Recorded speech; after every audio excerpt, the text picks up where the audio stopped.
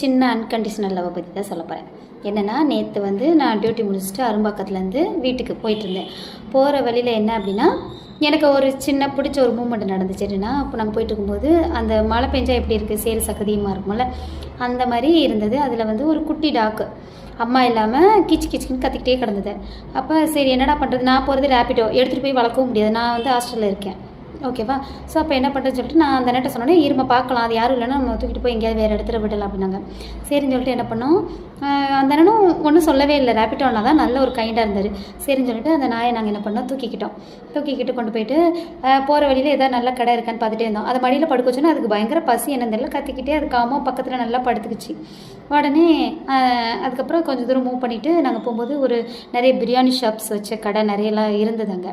அப்போ அந்த டாக்குக்கு என்ன பண்ணேன், அதை கொண்டு போய் விட்டேன். அது ரிட்டன் ஓடி கிரிட்டுக்கிட்டையும் கால்கிட்டே தான் சுற்றி வந்துச்சு. சரி பயங்கர பசின்னு சொல்லிட்டு பிஸ்கட் வாங்கி போட்டோன்னே எனக்கு அது ரொம்ப சந்தோஷமாக இருந்துச்சு. பிஸ்கட் வாங்கி போட்டோம், அது சாப்பிட்டுட்டு இருந்தது. சாப்பிட்டுட்டு அது நாய்க்கிட்டலாம் அது நிறைய நாய்ஸ், அந்த நிறைய டாக்ஸ்லாம் இருந்தது. அதனால் அங்கேயே வந்து அது சாப்பிட்டுட்டு அது இருந்ததை பார்த்துட்டு நாங்கள் என்ன பண்ணோம், சரின்னு சொல்லி ரிட்டன் வந்துட்டோம்.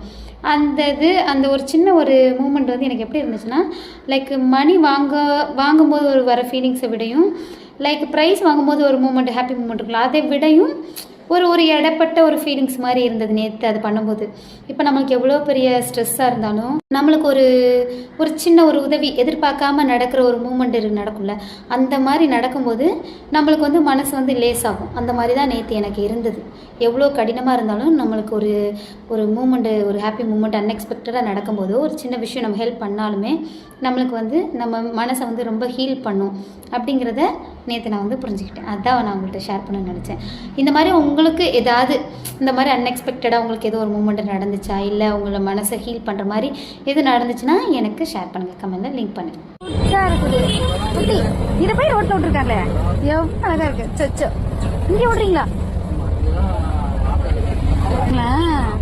குட்டி, அதை பார்த்து விடலாம்.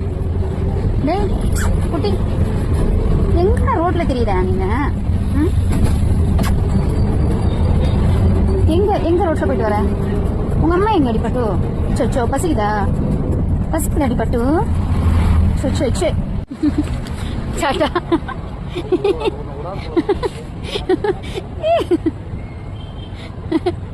சரி அட்டு இங்க பாரு, இங்க பாரு, இங்கதான் இருக்கணும். நான் போயிட்டு வரேன். பாவன